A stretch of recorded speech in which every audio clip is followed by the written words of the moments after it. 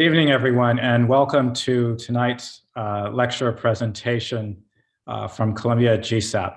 It's a pleasure to have you, and we're looking forward to an exciting and inspiring presentation tonight.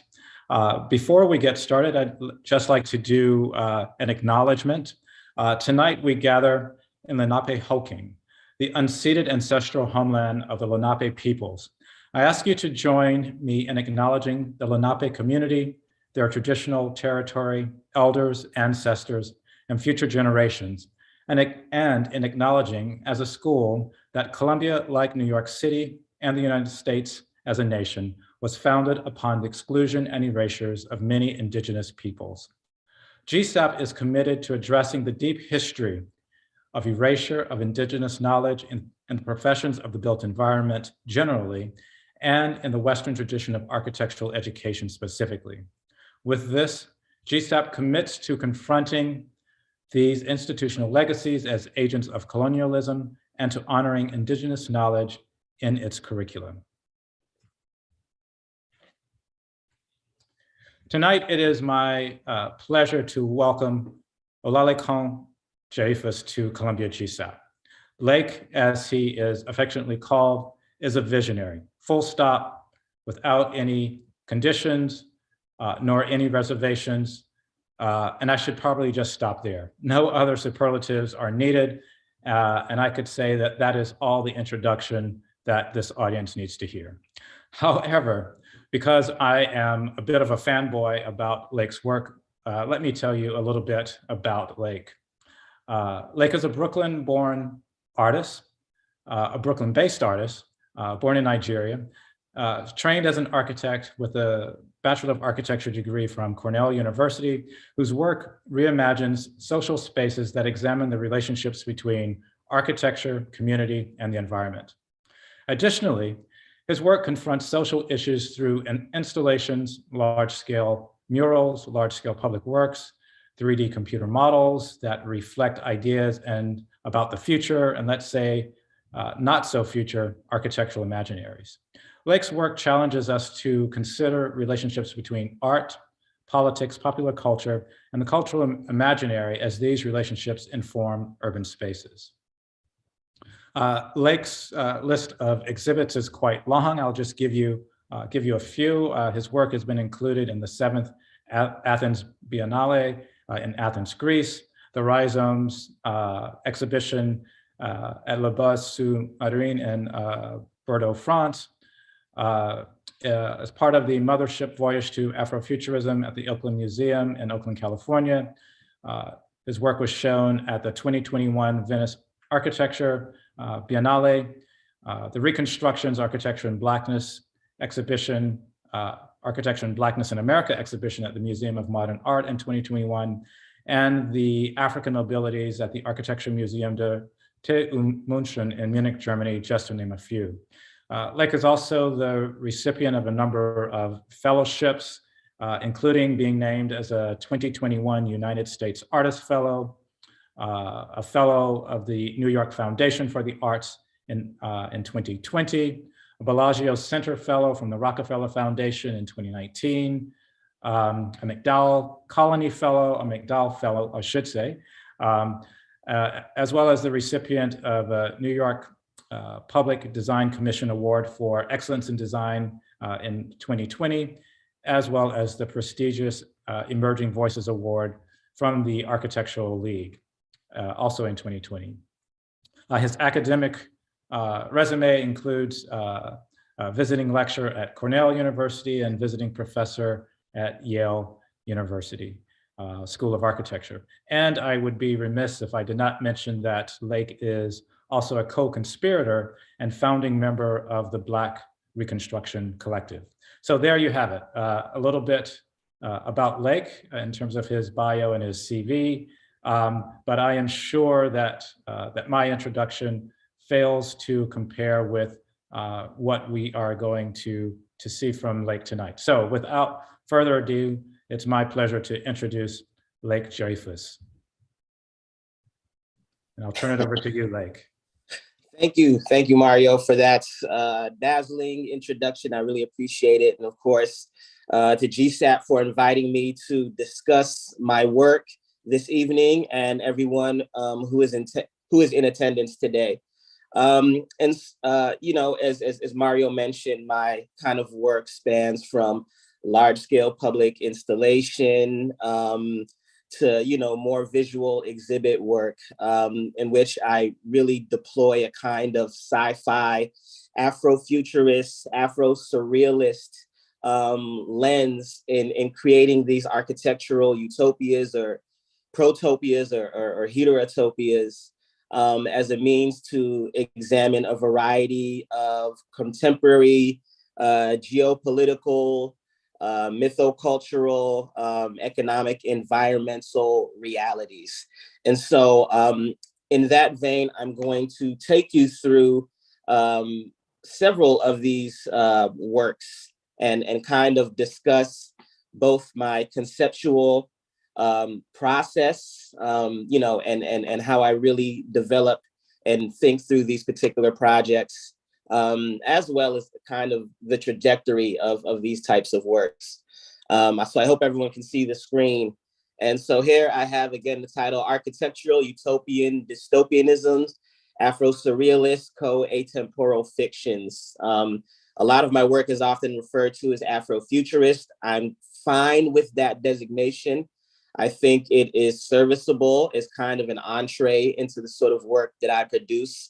But I'm, you know, I very much think through, you know, a lot of these speculative projects as, you know, existing in the now, but in an alternative or alternate reality or parallel kind of world space. You know, different potentialities to occur at different points throughout time. And so I'll start with this first project of mine that was exhibited at the Kitchen as well as the New Museum. The Kitchen in 2008, New Museum is part of the last newspaper exhibit in 2011. And this was kind of very early in my artistic career where I was still drawing heavily on my practice and primarily educational experience, being trained as an architect, kind of treating the work that I produce almost like, you know, self-initiated studio projects. And so this project was called the AdverSpeak and the PPPP, the Public-Private Partnership Program. And it was a collaboration between myself and a good friend and colleague of mine, Matthew Vaz. And so there were certain things I was fascinated with about this particular project, and several of them are kind of blurring the lines between public-private space and platforms, societal obsession with quantification, an abiding faith and kind of technical sophistication, and our burgeoning and increasing tendency towards the commodification and financialization of all aspects of life. And so this was how the work was presented at the Kitchen. It was a series of these archival prints. And the first was the gap map. And so I like to show this work, particularly because I'm, you know, deploying this kind of very digitized 8-bit aesthetic. And in terms of kind of the work that I produce, you know, the visual language and the visual narratives that I present, I try and be very thoughtful about how well they align with the objectives and the inquiries being presented in this work. And so a project like this looks at PPP, the Public-Private Partnership Program in this kind of world is the governing structure. And it's this borderless political entity that thrives and expands based on its ability to issue legal tender. So in this world, you know, much of the kind of global legal tenders beginning to lose value. And so the corporation is buying it up and developing this system called AdverSpeak, which is the economic, socioeconomic framework. And so AdverSpeak is this proprietary language developed by the Public-Private Partnership Program in which it basically pays participants to substitute brands for nouns, verbs, and adjectives in kind of everyday conversation. And so the result of that is sort of an idea about exploring linguistic segregation, like a total surveillance state, because in order to kind of accrue a wage or wealth, one has to be pretty much surveilled constantly, right? For how well they're speaking up brands in everyday conversation. And then, of course, the commodification of basic human interactions. And so this is the greater area protocol map. Also, it's the GSAPP map. So it's sponsored by GSAPP. So a lot of this project is playing with, you know, an incredible amount of detail, both in the imagery and in the naming and in the language of how, you know, each of these images are named, and in the kind of organization of, as you see, a lot of information and notes around, you know, how this world operates. And basically what happens in this world is that individuals apply to live in this area, the greater area protocol, but they have to take this residency applicant test. And it's a very kind of short test, and depending on how well they're able to perform in kind of eliciting positive responses to all of the different brands that have bought into this world, determines their ranking from RSR 03 and 04, which are the higher end, which also determine where one can live. So they live in kind of the higher high rises in the city center and these kind of luxury developments. And then the lower ranking RSR 0 and RSR 01 live in kind of the lower left-hand quadrants of these kind of internment camps and work effectively as day laborers within this sort of city. So here's a kind of zoom in of how this map is laid out, you know, and how it kind of works between this settlement on the perimeter and as well as moving into the city center. And again, you can see sort of these different close-ups again. And so, you know, really thinking through this digitized 8-bit felt appropriate because so much information is being conveyed in these images, very few images that are presented in this wall space. And so, you know, this greater area protocol map has keywords and a legend and descriptions of kind of how different things work. So, you know, everyone is outfitted with a Bluetooth. Everyone who's a participant or resident is outfitted with this Bluetooth, and all their information is recorded in these Hive data silos. And Hive stands for human interaction and verbal exchanges. And so again, this kind of, these recordings are thoroughly vetted and, you know, and analyzed for positive responses to speaking up brands. And of course, part of the surveillance, total surveillance of this world is helmed by the Sector Surveillance Service Central and Synaptic Site. So again, these incredibly bureaucratic, alliterative terms were very much part of, you know, this kind of visual presentation and language. So as it says, camaraderie and other forms of human relationships are registered with the Sector Surveillance Service. All human interactions and verbal exchanges are recorded and evaluated in order to assess the adverse speak accumulation quotient. Accompanying that large greater area protocol map is the 4P charter, which is on the right, and the 4P mandala, which is on the left. And so the mandala is basically the kind of avatar for the credits or the cryptocurrency that residents and participations in this program would accrue. And the charter is basically a very comprehensive breakdown of what everything in this mandala refers to and means. The countries, the regions that are participants in this. And, you know, we also, playing off the dollar bill with its e pluribus unum, you know, wanted to come up with a kind of ominous Latin phrase as well. So it's imperium sine fine or sin fine. I'm not sure the pronunciation, but basically it's kind of, it means an empire without end. So this is sort of this kind of new world, again, of total surveillance, of everything you say, everything you do, how you move is being monitored and is being financialized, right? And so then including those first two, those first several images are these, which are now these 8.5 by 11 prints, which are tear sheets from the Adverse Speak and Public-Private Partnership handbook, pretty much breaking down how this world sort of works. And again, very fascinated with, this intense bureaucratic language, this, verbose alliteration.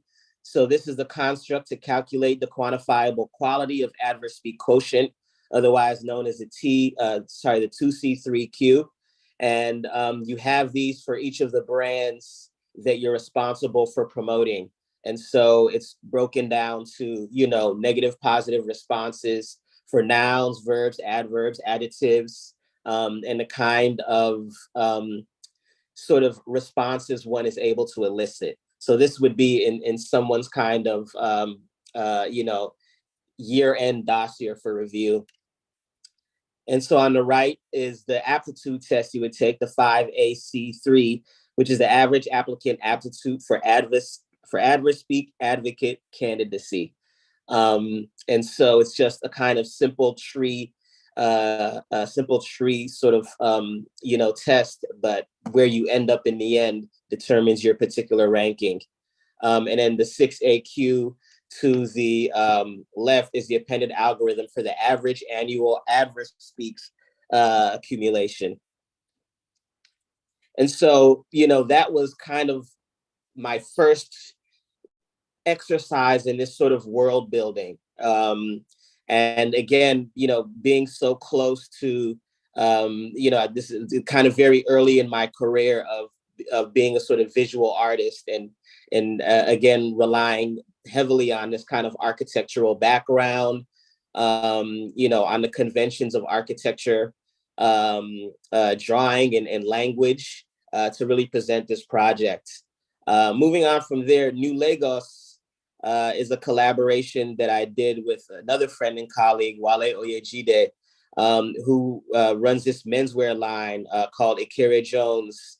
And so for the launch of his brand, a series of kind of these bespoke Western tailored, but West African prints, suits and menswear and scarves and such. He basically wanted me to create a series of these illustrations that blended, my kind of sci-fi reimagining with the kind of everyday, environment of Lagos, particularly the, market spaces. So I did a series of these 4 images, and I'm now pivoting away from the kind of very detailed note-taking, heavy information, just to present these actual scenes. And these works really, they catapulted kind of both of our careers. And I think it's because it was the first time, I think people had seen a juxtaposition between a kind of sci-fi aesthetic and sensibility with a sort of non-Western, heavily grounded in cultural imagery. And this wasn't something that, was done for an exhibit or any particular venue. Again, this was a launch of his menswear line, and it wasn't even promoted through any other means. And at the time, he simply posted it to his Tumblr page, and it became incredibly popular. And I mean, this was around 2013, I believe. And so for the next, literally, 8 years, this work just resonated and gathered an enormous amount of attention. And so, again, we hadn't given much thought to how this could be perceived as radical. But apparently it was. Apparently there just wasn't that kind of challenge, I guess, to this sort of very sanitized, homogenized, Western aesthetic of science fiction visuals, and also what could be considered advanced, right? Much of science fiction imagery, relies on kind of these slick steel and glass and, these large constructs. And again, very homogeneous, not so much rooted in kind of the culture of place. And so I think that's why these works really resonated. And so, the kind of breakdown, this is the first time I was really playing around with photo montage. And so I start with images that are sourced from the web or taken by myself and friends, and work with a series of kind of layering of these different photographs that I've taken. So you're looking here at the third mainland bridge in Lagos, Nigeria, which connects, the mainland to Lagos Island. And then these are a series of photographs I'd taken in the Makoko fishing village, right? So I'm finding the horizon line, and then I'm kind of layering up these images. So this was kind of a very new aesthetic for me and the kind of work that I was producing. And so you see a little bit of color correcting and, centering the horizon, adding in backdrops, more detail, more information. Interestingly enough, these photographs that you see here were taken by my mother in Ibadan in 1976. So these are different photographs she'd taken of, these barber shops, tailors, and the signage. And then here I'm incorporating now the 3D model of these, now futuristic infrastructures that are beginning to populate this scene. Putting in this kind of foregrounded catwalk, and then adding in Wale Oyejide with a sort of blend with the hyena men. I can't remember, like the photographer, but again, heavily on this kind of digital collaging, photo montaging of images, and then putting this textured layer over it, and then building up the shadows and the details, and kind of, again, playing with the color to really give it this more like comic book illustrative look. And so, and then of course, adding in, more of that particular detail. And again, these works were, just how much they resonated with, I guess, a sort of aesthetic that people had not really seen. And so that led me into a project that's probably one of my longest ongoing projects. It started back in 2015. It's called Shanty Megastructures for Lagos, Nigeria. Interestingly enough, because of the popularity of those new Lagos images that I had collaborated on with Wale, I just kept getting so much, so many people and individuals and venues reaching out specifically about that work, and that I wanted to create something kind of with a kind of more intention and kind of more of a conceptual narrative and analysis that deployed, again, that blend of the informal kind of language of, the markets and the settlements, urban settlements of Lagos, Nigeria, with this sort of sci-fi language and aesthetic. And so Shanty Megastructures was born out of that. And so looking at Lagos, which is a city of like now around 30 million inhabitants, but it's expected to grow rapidly in kind of population over the next 10 years, quadrupling, tripling. And so it's a very fascinating place for these kind of explorations and kind of looking at the urban context and looking at development. And so that's what this project became about for me, was looking at the blend between large scale urban developments and the kind of improvised housing settlements that exist in the interstices and the, outer peripheral spaces of Lagos, Nigeria, but also a kind of critique of the large scale development that takes place, not only in Lagos, but throughout the world, right? That kind of advantages and privileges your more, middle, upper class, luxury class, right?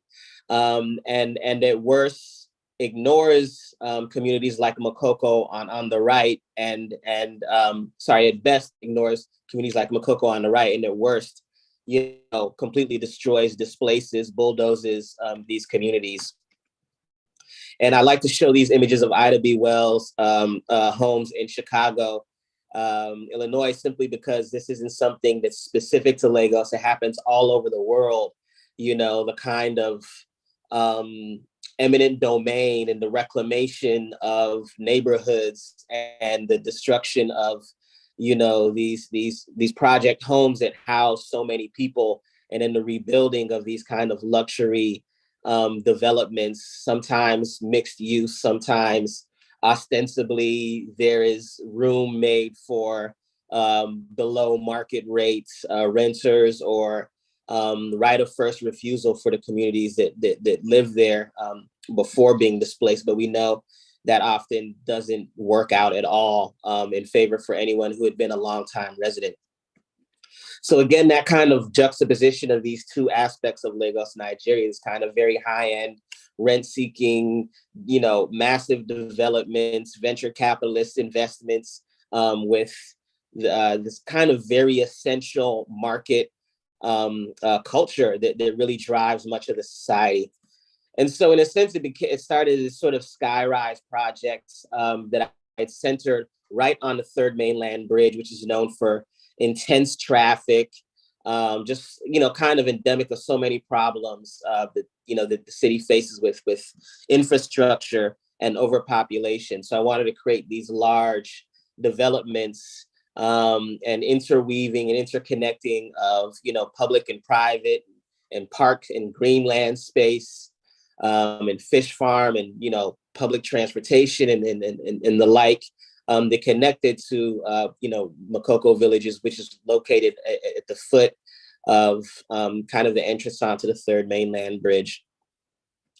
And so I was interested at the outset in, the kind of creative, sustainable practices,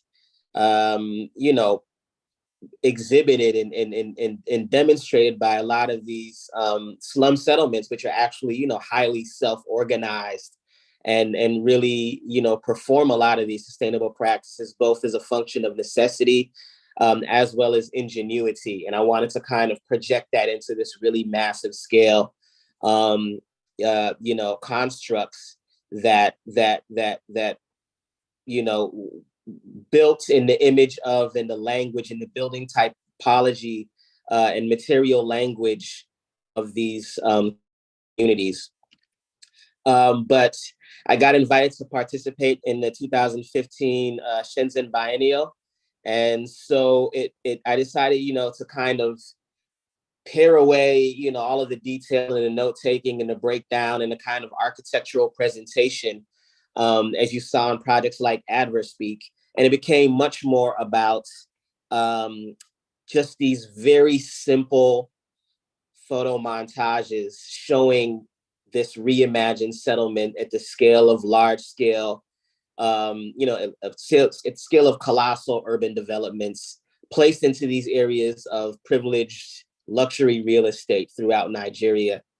And so these were, 7 foot by 5 foot, mounted panels that were just these kind of images that gave you a sense of the sort of language and the community and the lived spaces and the architecture of this world. And again, it's called, Afrofuturist. And I know when Black Panther came out, there's that scene where a kind of plane or shuttle is descending into Black Panther. I got a bunch of like emails and calls like, oh, did you have anything to do with the design of Wakanda?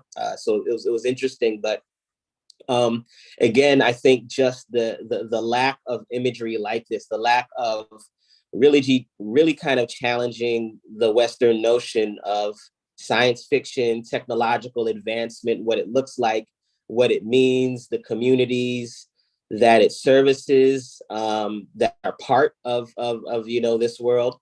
And so, similar to the new Lagos images, these were very compelling as well, right?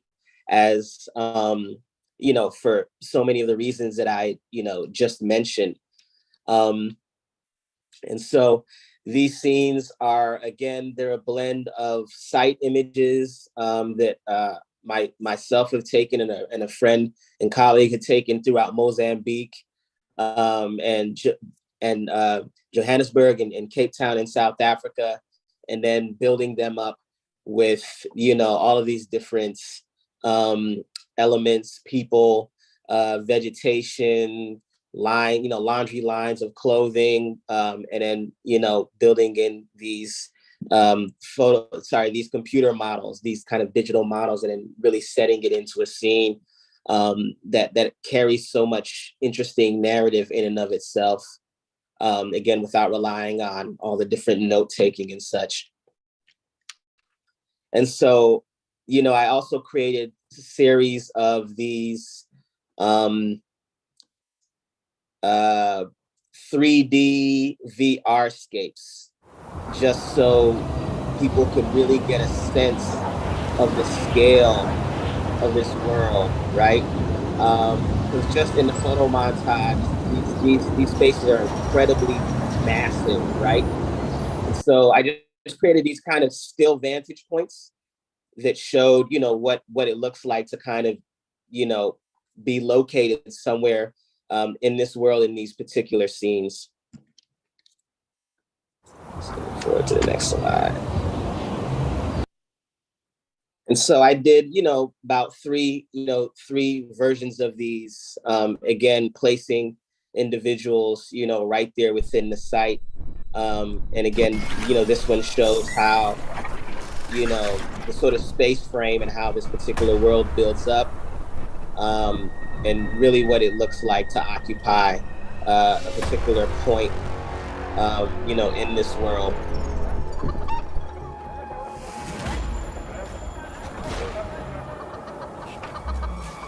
And so here, in this scene that's building up right now, you're basically on like one of those twisting, turning roads. So you can kind of see all the different things that are happening, market spaces, these kind of smaller farm areas. Sorry. Accompanying this as well, I created this this short animation, right? This short video around 2 minutes long, and it's kind of a little bit of sort of guerrilla art architecture, because what I did is I found what would be the antithesis to this project, which is the Eco-Atlantic developments of Lagos, Nigeria, which is actually a development that's taking place. It's kind of massive luxury development. And I found a series of, within their promotional video that I found on YouTube, I located, a handful of these outtakes from like 2 seconds to 5 seconds to 10 seconds. I downloaded them and then photo montaged, my Shanty megastructures into these scenes, and then re-uploaded the videos back into YouTube using many of the keywords, many of the search words, so that when people would look up, Eco-Atlantic's promotional video, they would see kind of my Shanty megastructures alternative world as well. And so these are a series of some of those stills. So this is kind of, I think I'll skip ahead just so you can just see a bit of what that looks like.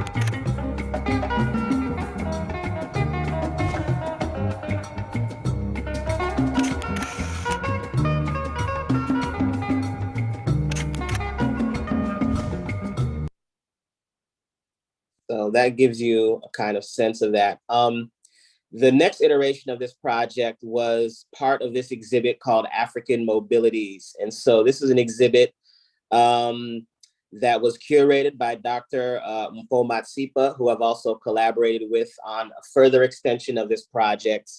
And it was exhibited in Munich in 2017, and it had subsequent exhibits in Lagos in 2019, along with a public screening and different viewings. And so basically the idea of African mobilities, it says, was to explore and respond to the complexities of migration and circulation of people, ideas, resources, and aesthetics, both in physical space and spaces of the imagination. And the kind of subtitle of this exhibit was, "This is not another refugee exhibit." And so it was about really expanding beyond the typical type of work, both architectural and creative work, that we often see when engaging with the continents of Africa. Is oftentimes, very paternal, right? The idea of going or has a kind of savior aspect to it, of going to build a school or going to build a hospital, or some other sort of civic center that serves the people from either this kind of top down or bottom up strategy, but really getting creative and inventive and showing kind of other engagements with the continent. And so with this, I collaborated with another Wale Lawal, who is born and raised in Lagos, Nigeria. And I just told him, what Shanty megastructures was about. And I gave him very loose parameters to develop 3 narratives that I would then visualize and create these 3 experimental animations. And so part of our research and due diligence was, hosting several workshops in Lagos, presenting Shanty megastructures, touring places like Makoko Village and Badagry, and just learning more about the history. You can see that's myself and Wale on that lower right-hand image. In 2019, we held a public view under Falomo Roundabout Bridge. And so in addition to screening the experimental animations, we also had, docents out there with these Gear VR headsets, so people could actually go inside the world and get a sense of it. And so here's some more images of the presentation in Lagos, Nigeria. And the public screening was completely open-ended. There wasn't even much press. It was just, this is a very busy intersection coming, right off of the bridge. And so people just kept flooding in. It was kind of very exciting to see it presented in this very public way. And so there were 3 different animations I mentioned. The first is Offline, and it speculates around the sustainability of a completely digital world, but it's illegal to go offline. So we made this kind of back room area in the back of this computer electronics store, where you could kind of pay your credits, completely log off, and go sit in these like repurposed airplane seats, don these masks with your psychedelic drug of choice, and kind of disappear into the ether.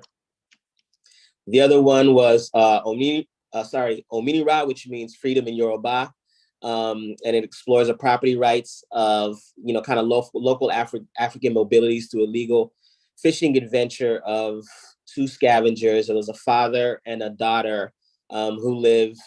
So Wale came up with this kind of further, marginalized world at the periphery of the Shanty megastructures that use the sort of shipping containers, of course, for much of the kind of exports of Nigeria's oil production, using these now repurposed shipping containers on these kind of multi-level stilts that have these variety of kind of green, aquaponic, aeroponic farming and other sources of kind of this very sustainable community. And so again, here are some stills from that scene. And then the final one is Dreamscape. And so Dreamscape imagines the last 7 minutes of a day laborer's life. And so in this world of Dreamscape, Day laborers work from sun up to sundown and often beyond, and they live in these single residency occupancy units within the massive shanty megastructures, kind of hull shapes. But they have very limited freedom. They simply work constantly and then return to these units. And it's kind of this very dark exploration of both kind of being confined to this very limited space, but being able to travel beyond. And this euthanized version of overpopulation. So people draw, straws are in a particular lottery, which determines their lifespan. And that lifespan is set and they work until that point. So this is the last, again, 7 minutes of this character named Shekoni Gomez. But I guess the reprieve they're granted within this space is that each unit is outfitted with this AI, and the AI artificial intelligence system basically can create a dreamscape, a dream world, a kind of gateway into a paradise of your particular choosing. And so though you may work this kind of very backbreaking,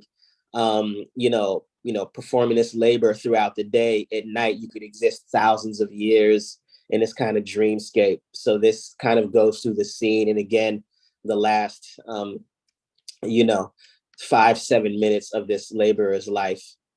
And so I guess I'm not sure we'll have time to show the video. So I will proceed to the next iteration of Shanty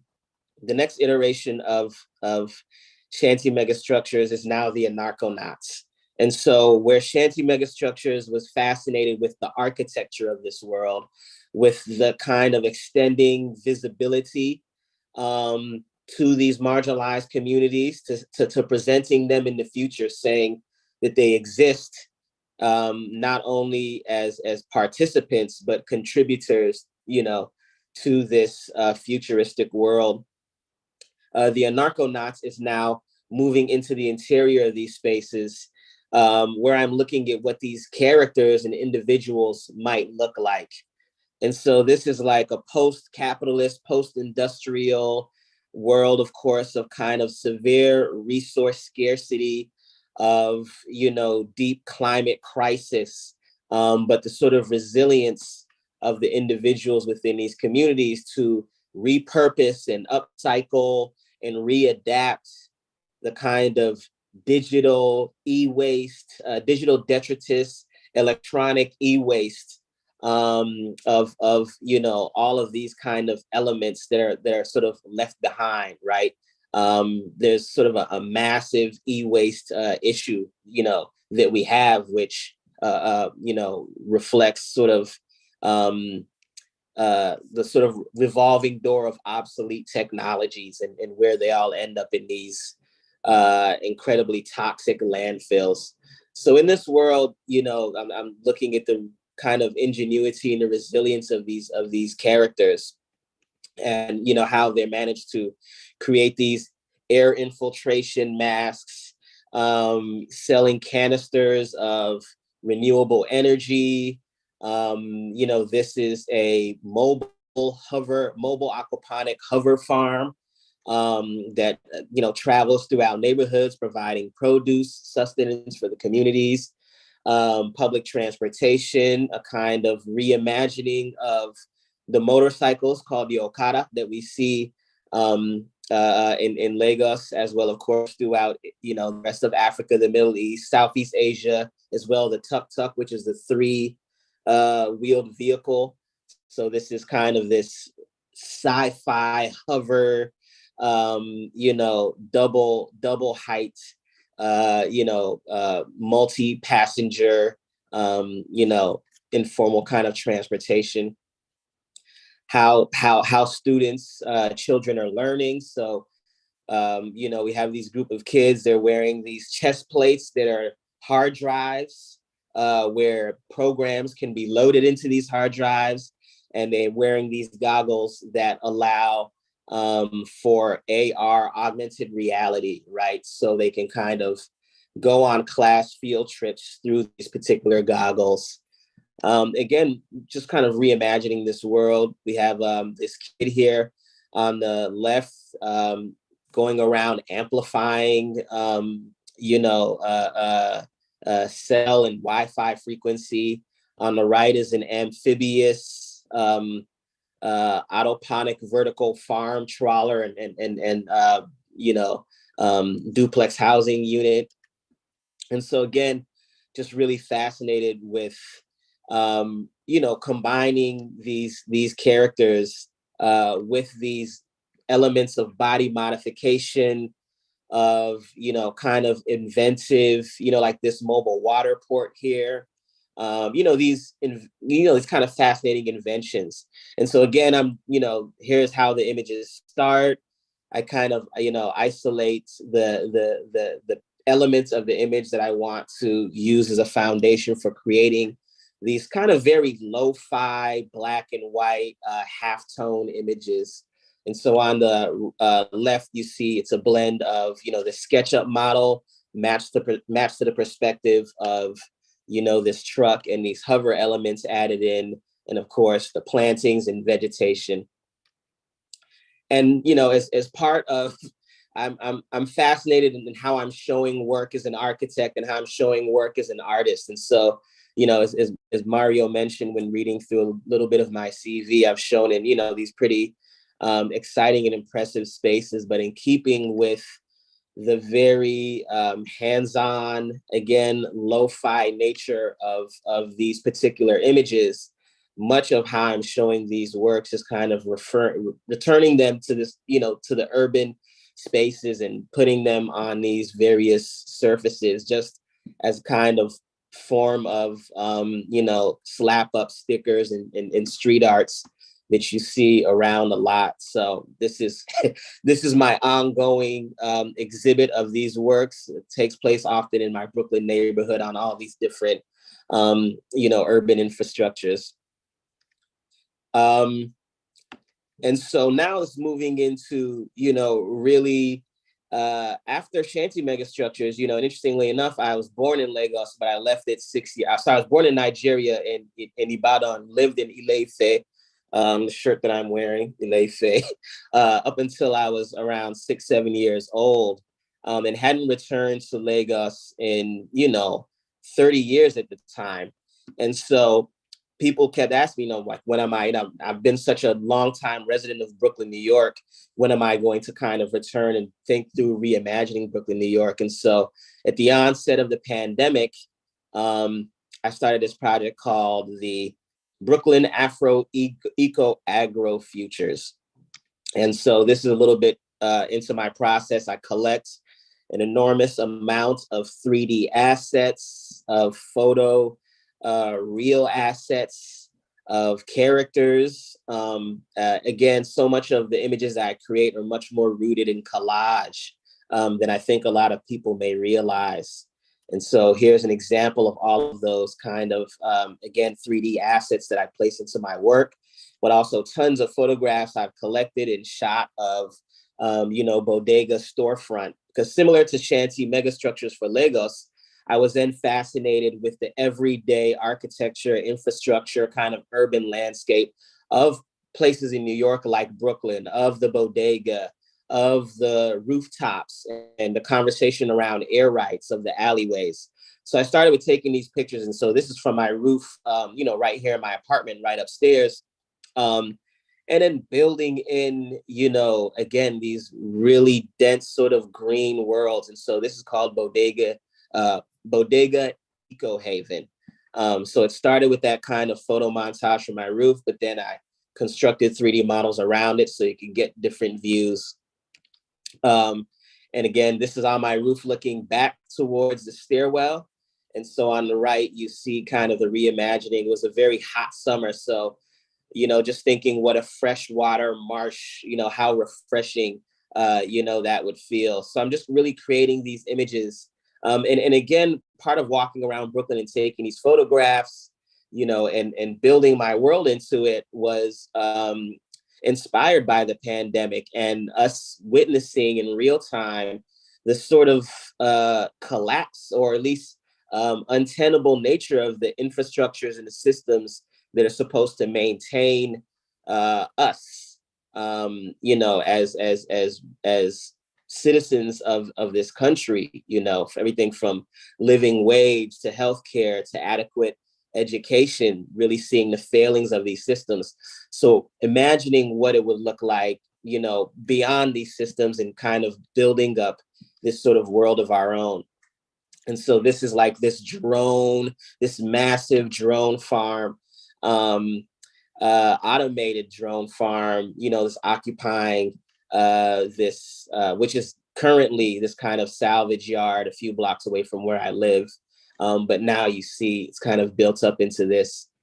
And then alleyways, the gaps between buildings were very fascinating, again, to me, to build these scenes into. So you see this kind of bubble farm, microclimate for growing vegetation, that probably we couldn't grow here.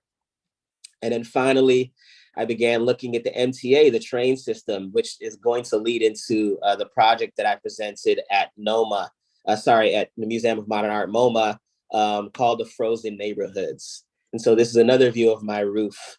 And this is a fresh rainwater kind of harvesting plant, also drone, water drone delivery service.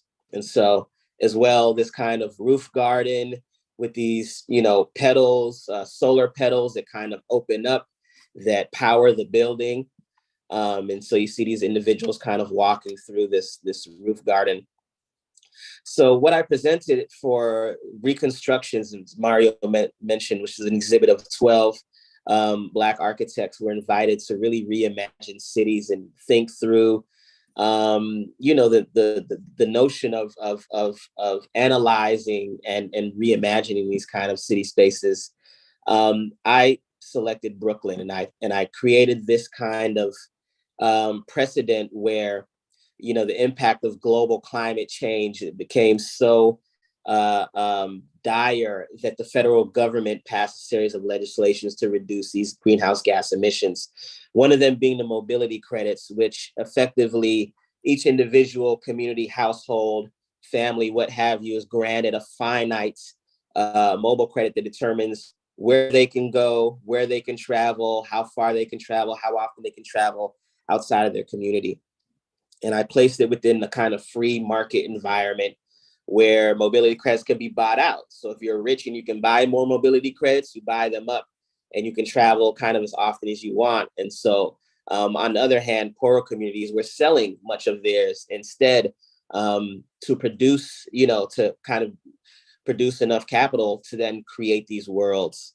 So within that kind of framing, I imagine how that might look in Brooklyn. So the images you're seeing here was built up from a drone photograph that a friend of mine took above his office building here, looking out towards South Brooklyn and Manhattan, and then me bringing in this kind of wetland marsh, and then developing again up this kind of architectural and greening language, and the idea of rewilding of the urban landscape, and of kind of creating a holistic relationship between architecture and community and environments and individuals. So this was a presentation and how it looked. A bit of this exhibit was truncated due to the sort of parameters around COVID. But my world building was, I tend to kind of really go deep into the world. So I created tons of renderings, a full scale sculpture here of what a subway map would look like now, as well as these kind of three abstracted sculptures that reflect different aspects of this world. I made maps. A seasonal occupancy map looks at, now areas of Brooklyn on the edge of the island for a certain part of the year are flooded. So what that does to the communities, and how, a lot of the stuff that's built, a lot of the infrastructure works around those realities. And again, similar as I started with that first image, when making a kind of key legend that really explains how this world works, I wanted to use the storefront language of the bodega, just because of how important bodegas, storefront churches as institutions are to these communities. They're more than just stores, you know, they really are essential to how these communities thrive. So this is actually started with a photograph I took of a bodega right up the street.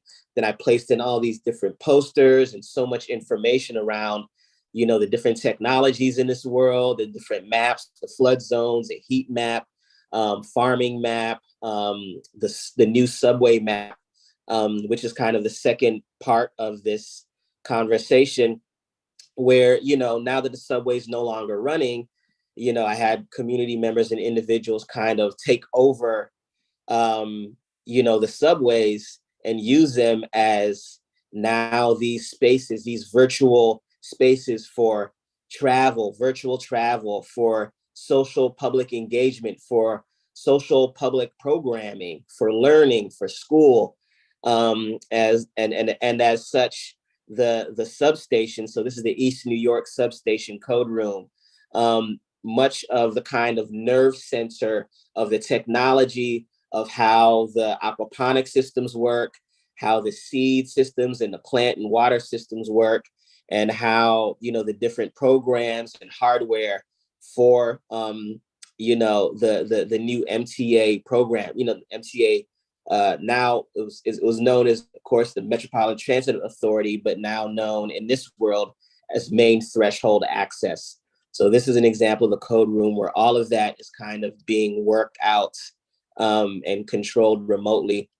And this is what the sort of new subway system looks like. Again, you know, a space for kind of this sort of global exchange, community exchange, for social programming. And so again, I had, you know, made this gateway kiosk. I actually purchased a commercial / residential mailbox. You see a lot of these all over the neighborhood in Brooklyn, either in front of kind of businesses or in front of residents. But the idea of repurposing, you know, the kind of everyday urban infrastructure to create, you know, these new mapping and subway maps and technologies. And in these maps, these kind of sculptures, like this shall be food for you. So another part of my thinking through the frozen neighborhoods world was to make all of the storefront churches, the multi-denomination churches, you know, from the synagogues to the masjid to, you know, the Pentecostal church, have united to become this kind of interfaith seed system responsible for the splicing and the developing and the preserving of seeds, of food seeds. And of course, the bodega, this is the image on the right is 24-hour bodega barge. So, you know, in the seasonal occupancy neighborhoods and much of the main thoroughfares and arteries throughout Brooklyn have now been flooded, either, you know, due to climate change or intentionally. So a lot of the main arteries like Nostrand Avenue, Washington, Franklin Avenue are now these freshwater, you know, thoroughfares. And so this is on the back of my installation. You see a series of these images. And so here are the images kind of close up. The one on the left is Plant Seeds Grow Blessings, Brooklyn Interfaith Seed Vault. So an example of, and these started with images that I've taken throughout my neighborhood that I've built up. You can't even see the the initial architecture, but this is a warehouse on the corner of Classen and Pacific. And so, but it's now been overtaken as this kind of farmers market, seed exchange with these gondolas that, you know, cable cars that connect to other seed vaults and other buildings. And on the right is what would be kind of like the university now, the East New York Greater Gateway, where there's a series of subway cars stacked on each other with signage out front showing the kind of programming, religious services, social services, travel services that occur there. And then another example, as I mentioned, of the wetland thoroughfare. This is the Crown Pro wetland intersection. showing, all the kind of activities taking space around this waterway, both for leisure, for fishing, for religion, baptizing. On the perimeter, there are, the kind of floating bodegas, these detachable bridges, and on the right, showing you the Franklin Avenue Shuttle Gateway triple stack. So what a smaller version of the East New York Gateway would look like in a kind of smaller community area. I think that is time. I will open it up for, I guess, conversation and questions. Great. That was really fantastic. We will open it up for questions. And if those of you in the audience have questions for Lake, if you would put those in the Q&A, that would be great. But Lake, I'd just like to maybe have a brief conversation before we do that. As you were presenting, and again, I'm a bit of a fanboy of the work. So, but I want to go back to the beginning of your presentation, particularly with the Akira Jones drawings, and you mentioned that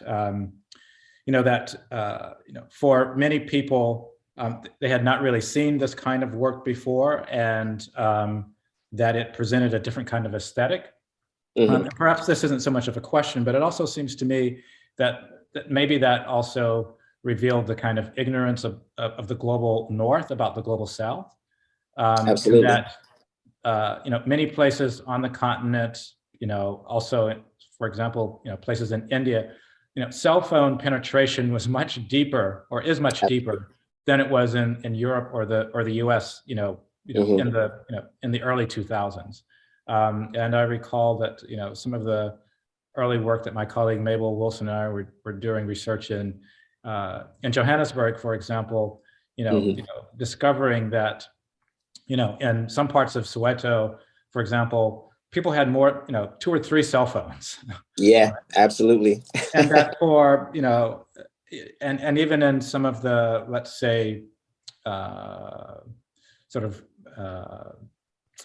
what I guess, used to be referred to as informal settlements like Kliptown and Johannesburg and Soweto.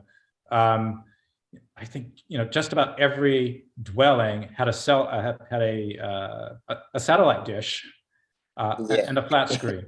And so, but that gets me to the point that how technology, for, places on the continent, Lagos, Johannesburg, wasn't about luxury, but it was actually about necessity. Absolutely. That people used mobile phones to pay the electric bills, or to sort of get certain kinds of credits. And so, in a way, it seems to me that that this work is really, yes, it's futurist, but it's not futurist because the global South has been using technology and adept at using technology in creative ways, for a very, very long time. And maybe it's the global North that's just kind of now catching up. Absolutely. And it's interesting that you mentioned the kind of mobile penetration in these markets in Africa and the Mideast, because that's part of why I kind of named Shanty megastructures is actually a play on SMS, on the SMS technology and chat. As well, chat is the governing ideology of the Shanty megastructures. Of course, chat and chat rooms and such. It stands for the chaotic anarcho-technocracy. I as well was incredibly fascinated with the amount of kind of ingenuity that was able to be produced just off of very early flip phones. Even I as well was in settlement in Cape Town back in 2005. And they had, I remember visiting this home, like this dude who made beats for everybody, right? And he had like it connected through these multiple phones, like certain programs then connected to like a computer and flat screen, and just you see an enormous amount of inventive use of these items that we use here in kind of, almost their direct use way to surf or do whatever.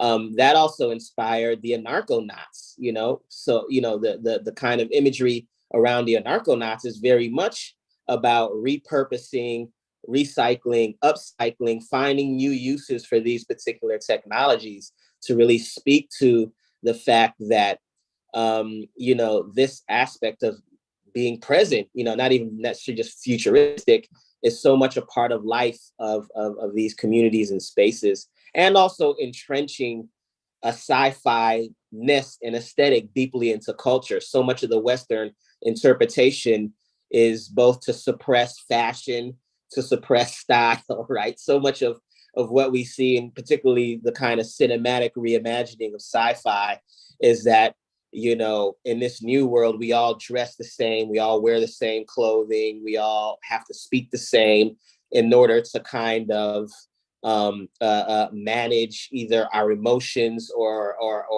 suppress us from engaging in wars or overspending or all these different things, right? There hasn't been a lot of imagery that's deeply steeped in everyday life and kind of cultural traditions that just exist, right, in these spaces. Yeah, and I guess maybe that brings me to, maybe this is a question, and this is a question about, I guess, the word Afrofuturism, because I know that you said, you accept it, you don't mind if it's serviceable. So I want to ask, serviceable to whom? And I'm also wondering, is it, are we at a point where perhaps that word is no longer necessary? I mean, it really kind of dawned on me when our mutual friend Impo Metsipa, I think, said to me, and either it was March or April of 2020, at the beginning of the pandemic in New York, she said, "Mario, this is just the beginning of the movie." And she also said that, or implied that the kind of precarity that we were all kind of sensing was a kind of precarity that places in the global South and on the continent sort of deal with every day. Absolutely. And then the other part of that really got me thinking is how much we really do now live in a kind of Black Mirror, Mr. Robot, Matrix kind of world that maybe the West is, has thought of as being kind of sci-fi, but it was always kind of present in certain societies. So I wonder, getting back to this question, I mean, who is that phrase serviceable to, and can we get rid of, can we eliminate Afrofuturism as a kind of word to describe certain kinds of work, perhaps the work that you're doing, the work of others? Absolutely. I think we can, right? The short answer is yes, I think we can. And I briefly want to touch on, you're speaking to Post saying this is just the beginning of the movie, and the precarity we're experiencing here has been felt in the global South, but it's also been felt here as part of our history, the history of Blackness in America. And that's one of the things that really had me beginning to think through whether this work is is futuristic or whether it's drawing on the tradition, right? So if you think of being brought to the Americas, to the Caribbean as slaves, as enslaved people from West Africa, every single thing we created under those conditions leading into the modern age was a sci-fi radically new invention. You know what I mean? The food, the music, right? Like everything we made, we had to make new.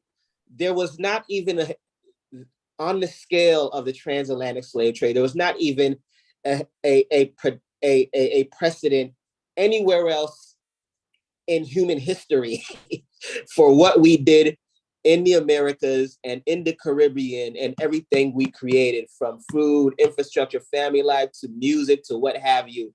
it was all new. And of course, it drew on traditions as it does, right? So, that's why things by Afro surrealism became kind of maybe more relevant or just interesting. I started adding it in as well because it says that it says that we've been creating incredible sci-fi works because of this history, because of these parameters imposed on us, as well as when we talk about all the, so you talk about the precarity in the global South, and now, of course, that we're facing here, seeing the crumbling or the failure or the exposing of the failure of the infrastructure. That dystopian, nothing was more dystopian than being an enslaved, man, woman, or child in the Americas. It doesn't get as dystopian that. So all the stories that, so many people love, The Handmaid's Tale, right? How frightening that scenario is of The Handmaid's Tale, right? I mean, being a Black woman, having a child, all of that was happening. That, so the dystopian future has been visited upon us, and we've already been creating within that. And I think, Afrofuturism worked maybe like, around when this came out, 2013, right? And I think now it's more of a kind of marketing a keyword or strategy or a way of placing certain works into a genre, but it's no longer adequate. And I said serviceable just because I'm not one to really put an enormous amount of my own particular effort into, another question you asked is, who is it for, right? So I simultaneously don't care sometimes how it's labeled. I don't care, right? Because I think my work is for, the audience that identifies with it and that sees it. And if, certain venues, want to categorize it as such, it's low-hanging fruit. It's not that imaginative. I think we're now creating much more language to discuss these works. Afrofuturism is becoming way too broad. This would be called, according, with the writer, Nnedi Okorafor is his works really hard to continue to remind people that her work is African futurism, right? It's very much rooted in cosmological beliefs of, the Igbo, the Yoruba, and culture and society and real lived experiences, right? So, we're now really getting beyond using these generic terms. Yeah, that I mean, we're about to go really deep here, but this it reminds me of actually a couple of quotes by Toni Morrison when asked about who her audience says, and she says, "I write for Black people." It's like if you get it, you get it. If you don't, that's she wasn't writing to be a universal writer. Yeah, so, exactly. Mm-hmm. All right, we're about to go deep here, but maybe I should. I'll stop and see what questions that we have in the chat. I mean, I think the first question is coming from Andrew Thompson. How close does your ideology relate to what was portrayed in Neil Blomkamp's District 9? That stage was set in Johannesburg, actually in Soweto. I mean, I'm sure we all know District 9. I mean, it was really kind of, well, Peter Jackson, I think, directed it. I don't know if you want to say anything about, about your work in relationship to that or not. Yeah, that's so interesting because District 9 was incredibly divisive among Africans, specifically Nigerians. I remember getting into a lot of conversations and arguments because of the way Nigerians were presented in District 9 as pimps, savages, criminals, and such. So, I mean, that's a whole other conversation. You talk about getting deep. That really got into a lot of the issues of xenophobia within South Africa. It was very, it was a very kind of controversial movie in regard to that portrayal. but it did have that kind of, again, aesthetic that was very much grounded in kind of local culture, local infrastructure, building type, like, you know, it was a sci-fi you know, narrative that I think was, you know, an early one rooted outside of kind of the Western context. So in that regard, you know, my work, I don't know the ideology per se, right? But at least the tradition, or the new tradition now of placing sci-fi work, imagery, visual, music, art, culture, fashion within, outside of a Western context, is definitely aligns with, I think, what District 9 did visually, even though it was deeply problematic. Yeah. Otherwise. So yeah. I won't even use the, you know, there was a P word that was used for them, which became kind of pejorative, I think, in terms of, Yes. Yeah. so yeah. Maybe here's a question from Mohammed Ismaili. Can you speak on the role of the architect in these imagined futures where the built is replaced by the assembled, the ad hoc, and the repurposed? That's an interesting question, and it's something I kind of face as someone who works within the realm of speculative architecture.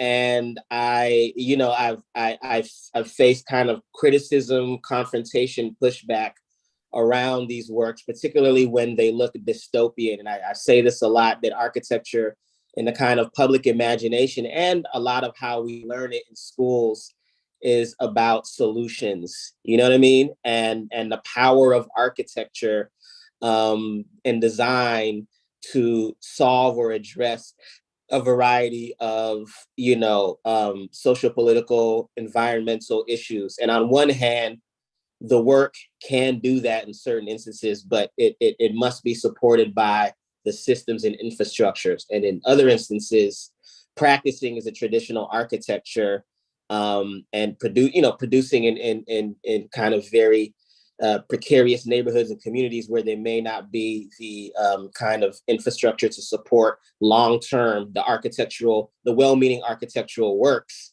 You see the difficulty in what architecture as it's traditionally practiced in the built can do. That said, I think supporting in addition to that work, I think that's where speculative architecture can be very useful and very important. Allegorical, satire, inspiring, or, you know, what have you. And I think, you know, there is a lot of room within the role of the architect to explore within the speculative world and realm, and this kind of architecture, particularly for not being bound to, you know, those infrastructures, or to gravity and real time, real lived space. You know, there's so much exploration and kind of inventive, you know, ness can occur within that kind of work. Yeah. I mean, it also seems to me that, I mean, your work is also expanding the scale of thinking about architecture from the scale of the body to the kind of urban scale, and in a way in which the architectural object, the building, becomes less precious, and which is probably the thing that has gotten us into the trouble that we're in now. So I think I find the work kind of fascinating in terms of the way that you're able to kind of cross these scales and move across these different scales. Yeah, and you're right. That's a lot of kind of what has gotten us into trouble. You know, the Western tradition of architecture has long had a kind of imperial or colonizing, or, you know, the kind of legacy of that now is building with permanence, right? And so a lot of architecture and a lot of the ideology of architecture here is kind of permanence, long lasting, and often dominion over nature, as opposed to working within. You know, like you said, in my works, the buildings sometimes disappear. There's a rewilding, right? Or disappear behind the vegetation, and the kind of regrowth of, you know, the flora and fauna that existed before, you know, anything was built. Maybe along those lines, May Abu Salah asked, could you talk about the role of the state, if it exists, in the imagining of these utopias, and how that differs between Lagos and Brooklyn, for example, or in the base assumption always that these utopias are brought about via a grassroots bottom-up movement? Yeah, the state figures kind of heavily in defining the response of these communities, right? How it looks. And so that for me is where the question of, are these images, these speculative worlds that I'm creating, are they dystopian or are they utopian? And similar to, as I was discussing with kind of the trajectory of enslaved and free Black folks, the condition is dystopian, but a lot of the creativity, ingenuity is possibly utopian. And so the relationship of the state is to show these very repressive, antagonizing infrastructures and regimes, right? In the frozen neighborhoods, it is the mobility credits. And, you know, as we know, there's kind of a history of marginalized community often facing the brunt of these greening measures, right? And really, you know, experiencing much of that through a sort of environmental racism, right? Even in corrective strategies. So the role in that is that I'm kind of responding to the conditions that the state has set, right? And then within those very specific restrictions and repressive regimes and systems, what we're able to create and produce out of that. And in Shanty megastructures, it was about the kind of massive, large-scale development that takes place, right? And so, as part of how that occurs in Lagos is of course all of the kind of private foreign investments, right? That really takes precedence in a lot of the infrastructure that gets built. And that, you know, very little is directed or thinking through where, you know, much poorer communities may live. Something like 70% of the population in Lagos lives in informal settlements, lives in these slum settlements, right? So there, the state is the actor that kind of create, right? That I'm responding against how development practices occur in Lagos and presenting not necessarily an alternative, but a vision that says, hey, these communities exist. Here they are in the future. Now pushing back, overtaking, you know, these spaces and being, you know, hyper visible. Yeah, I mean, actually, I mean, this gets me thinking back perhaps to the previous question a bit, you know, and the way that we think about these spaces in terms of, you know, in the design studio, in terms of architectural pedagogy, because it's often, you know, the underserved communities, you know, becomes a neighborhood that we're working on in the design studio as a kind of experiment for, you know, for greening the neighborhood, or let's do this strategy in Harlem, let's do this in, you know, in Crown Heights, or let's do that in what have you. Whereas, I mean, I think one could say, well, it's all of that new condo construction going up in Tribeca, which is also contributing to the, you know, to the degradation of the climate, right? In the wealthy neighborhoods, but yet, you know, we want to go to the undervalued neighborhoods and experiment with our, you know, our green solutions, so to speak. No, that's actually a really incredible, fascinating point that I had never, I may have kind of skirted around it, but hadn't forefronted, but you're right. Yeah. Like, you know, we, again, and that's part of the kind of paternalistic, patronizing, you know, the well-meaning, you know, studios, of course, that occur, right? But I also say we need to be aware of, you know, our presumptions about what we actually can do. And you're right about what the problem is. We're going into Crown Heights and Harlem and in West Oakland and, you know, doing all these exercises. But you're right. The kind of development that takes place in Hudson Yards with the shed and all that, you know, that contributes an enormous amount. And you know, a multi-million-dollar project like that isn't, there's not exercises about going into those communities, right? How are we going to, reduce the footprint in the Hudson Yards, or reduce the footprint in the Upper West Side, or redistribute the shade wealth that they have there? You know what I mean? Like, Yeah. and that's an incredibly, I think that's an incredibly salient point. Like, why are we not thinking of challenging these other communities?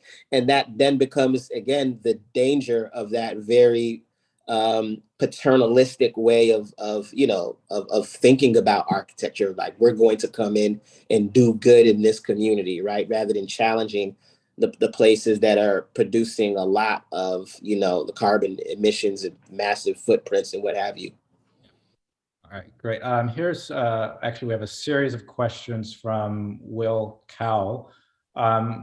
Would you be able to talk further about the processes you develop for creating your work? That's part one. Part two is, do the image and text world building co-evolve with one another, or does one lead the other? And the third is, do you have methods for acquiring the assets employed within your photo collages? And are there periods of acquisition or flirtation with these icons and images before the narrative is fully formed? If I can kind of remember the processes, I think I may sort of start in the middle. And I believe you asked about the textual, meaning the language, right? As well as the architecture.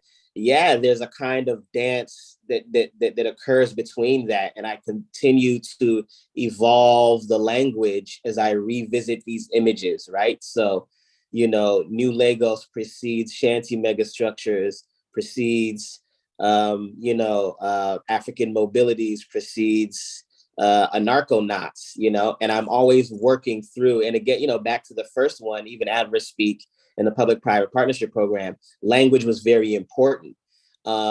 They kind of evolve and they shift back and forth as we think through whether terms like Afrofuturism are relevant or appropriate or clarifying enough.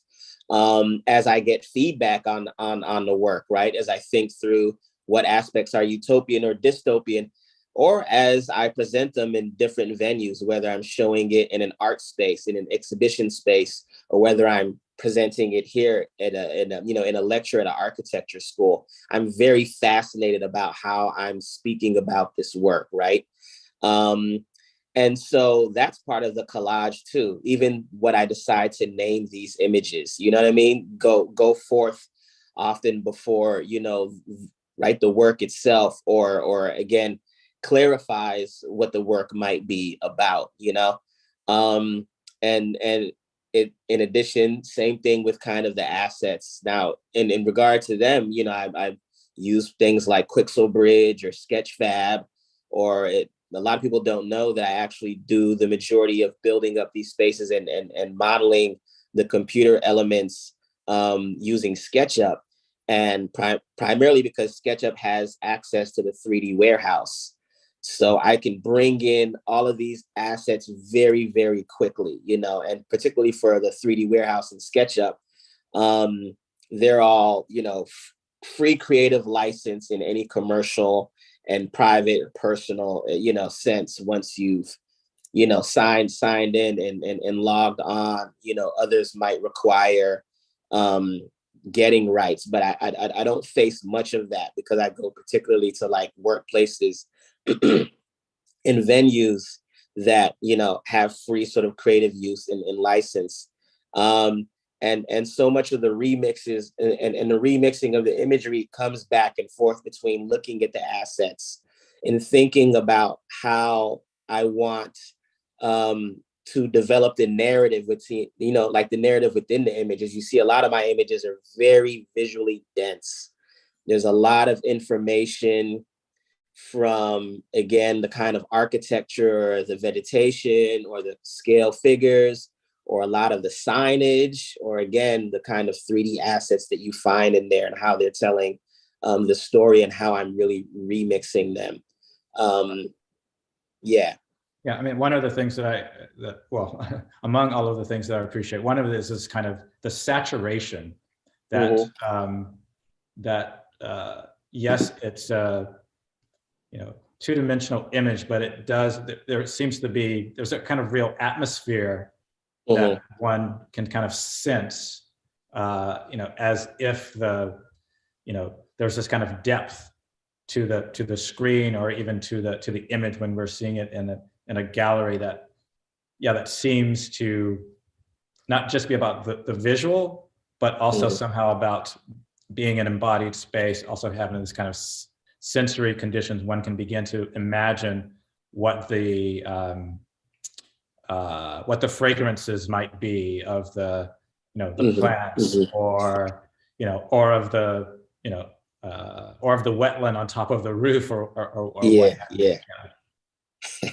No, exactly. And I do a lot of that because I'm interested in, once I've created it and I have my own narrative and there's a broad way I frame it, but really, I'm so much more interested then, once it's out of my hands, in the interpretation of the image, and all of the things that people say, yeah, exactly, you're right, and a kind of that it might elicit a kind of possible olfactory or haptic sense, even though it's this still image.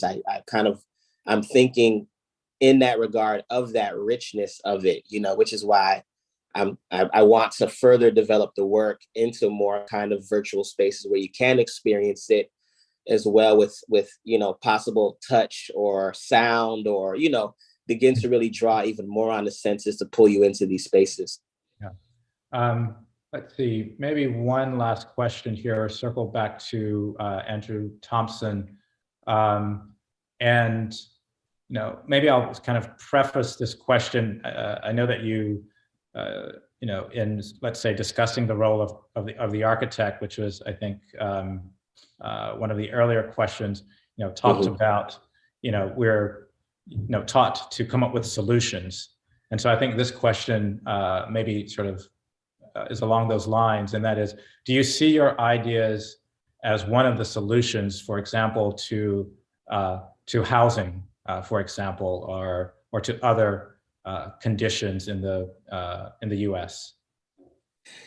That's a great question, and no, I wouldn't see it as solutions. And I really love that question, because it's part of why there's been so much pushback that people may not know about the kind of, about these kind of works that I've produced, right? Or the desire to categorize it as the utopian or dystopian, right? Or good or bad. I think we need to move out of the binary, you know what I mean? Solutions or not solutions, or a detriment or not. I think there's so much more room that, I think we need to be thinking of all the tools available, right? The language available, the validity of criticism, of satire, of humor, of, there is that sense of like capital A architecture, capital A activism, you know what I mean? In terms of, we think of activists as this kind of almost like a sort of Spartan practice, what you give up, what you're willing to give up, what you do, how you fight or present, right? But art, music, play, whatever, joy, all of that is part of it as well, and I think if we can